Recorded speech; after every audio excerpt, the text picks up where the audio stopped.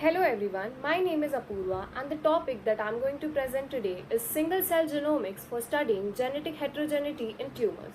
So before going deep into the topic, we need to understand what the topic means.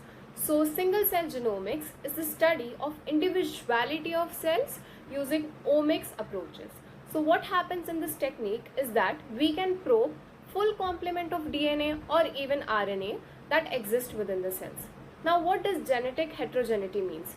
So genetic heterogeneity is a term that describes when different gene mutations cause the same disease or the same condition.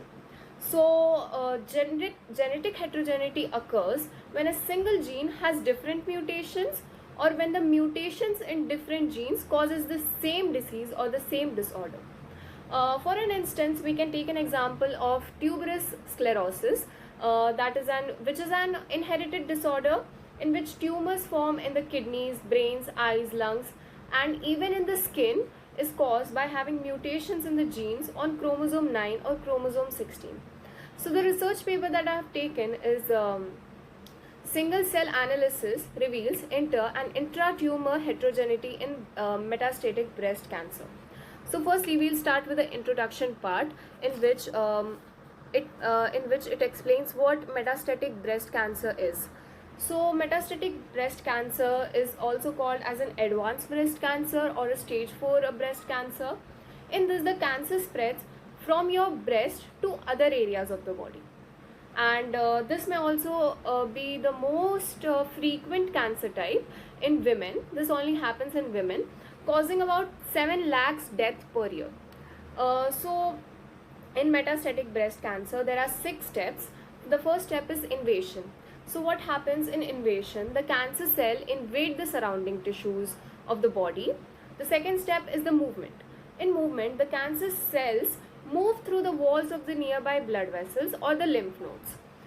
In the third step is travel. In this, the cancer cells travel through the bloodstream to the different lymphatic systems or to the different parts of the bodies.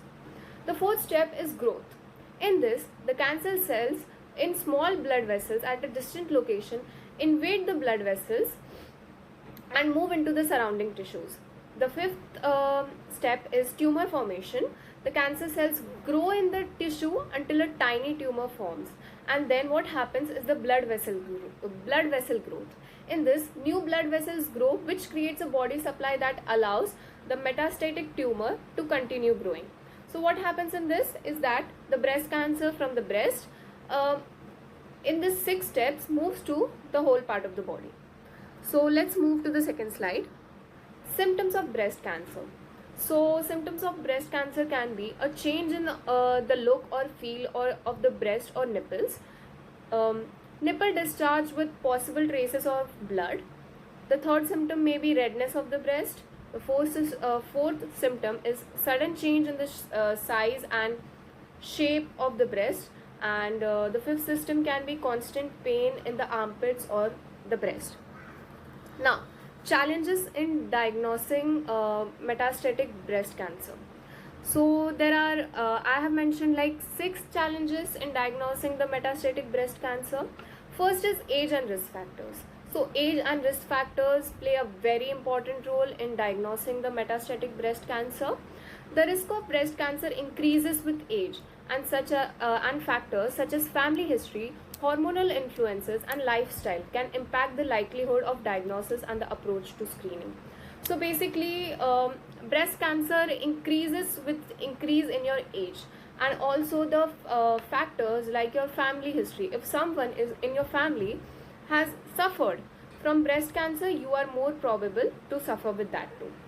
The second challenge is symptom overlap. Symptoms of breast cancer can overlap with those of benign conditions like fibrocystic changes or infections, making it challenging to differentiate based solely on physical symptoms. So, like the symptoms that we have seen earlier, that are redness in the breast, the blood discharge, and pain, this may also be caused due to various fibrocystic changes or infections. So the diagnosis is really hard to differentiate between whether this is a breast cancer or whether this is an infection. The third is dense breast tissues. Women with dense breast tissues can have a harder time having cancer detected on mammographs. So basically, the women that have dense breast tissues, they can have it's harder to detect the breast cancer in them. The fourth challenge is genetic factors. So genetic factors, some breast cancers are associated with genetic mutations that can complicate diagnosis, especially if there is a family history but no obvious symptoms. So genetic factors like mutations can cause a complication in diagnosing the cancer, and especially if there is a family history.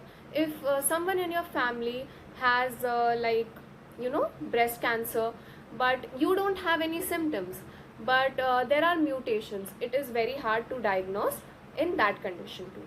Tumor characteristics. Breast cancer tumors can have various subtypes and grades, which can affect how they grow and respond to the treatment. Identifying the exact type and characteristic of the tumor is crucial for effective treatment planning. So breast cancer tumors may have various subtypes. So it is really hard to diagnose which particular type of breast cancer a person is suffering from. The sixth is biopsy variability. Different types of biopsies can have varying level of accuracy. So in this, like the fine needle aspiration, core needle aspiration, extension, they all can have varying levels of accuracy, and sometimes a second biopsy may be needed if initial results are inconclusive. So like after doing one biopsy, it may not be clear that a person is suffering from which type of cancer, or the person is really suffering from a cancer, or it is a type of infection. So you may need a second type of biopsy, second time biopsy. So what are the methods for diagnosis? Methods for diagnosis can be, the first most used method is imaging techniques, which may consist of CT scan, MRI, PET scans. The second method is biopsy. In this, the tissue sample are used for the analysis, which we have discussed in the previous slide. Molecular testing. Molecular testing, in this we see whether there is any genetic mutation or identifying specific type of genetic mutation. The fourth type of method for diagnosis is blood test. Blood test is detection of circulating tumor cells, in which the tumor cells are taken, and using the blood samples, the tumor cells are detected whether they suffer from cancer or not. Now, computational analysis. Now, computational analysis tools are used for processing data or for the storage of data. It may have three types of techniques. First is RNA sequencing data analysis. The second is removal of potential doubtlets, and the third is inference and correction of cell cycle signaling.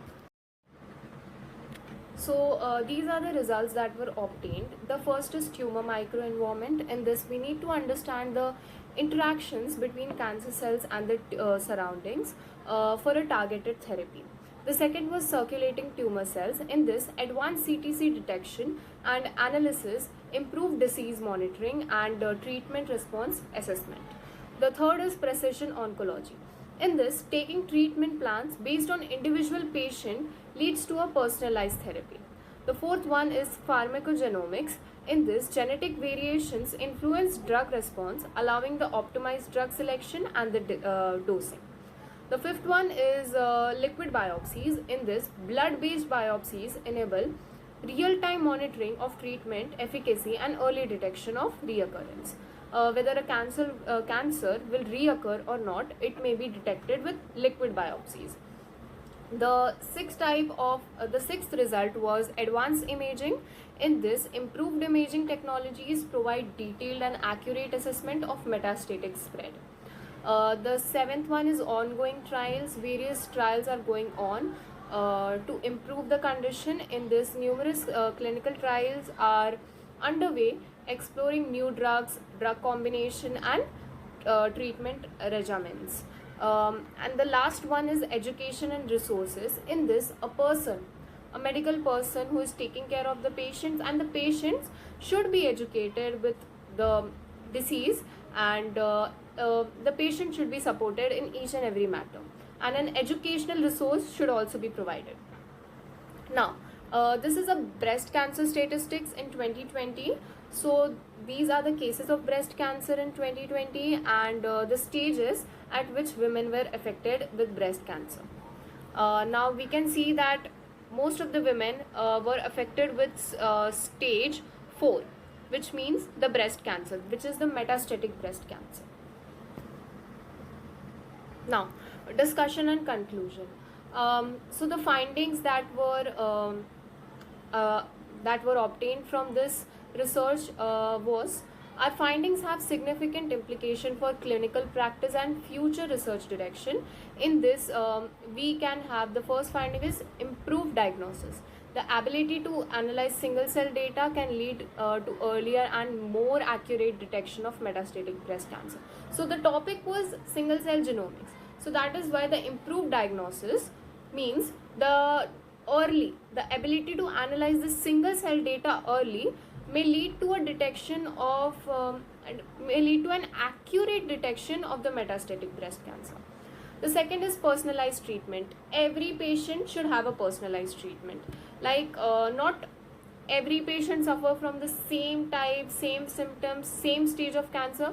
So they must have their personalized treatments. So this knowledge can be leveraged to develop tailored therapies based on an individual specific risk factors and tumor characteristics. Based on the tumor characteristics, based on the risk factor, based on the stage of the cancer which an individual person is suffering, they need to be provided with a personalized treatment. The future is research. Future research is needed to refine these models and explore their potential to develop more effective treatment strategies. So future research is an ongoing process which may never be stopped. So future research is one of the findings that we need to refine. Enhanced patient care. Ultimately, these advancements could lead to improved outcome for patient and reduction in the risk of metastasis. So if a patient is taken care properly, if a person who's taking care of a patient, for example a nurse or a doctor, uses a personalized treatment, has a resource of what type of stage, what type of cancer, what symptom the person is suffering, so they could give a good care, a good patient care. So patient care should be enhanced. These are the references that I have referred, and that's it for the presentation. Thank you.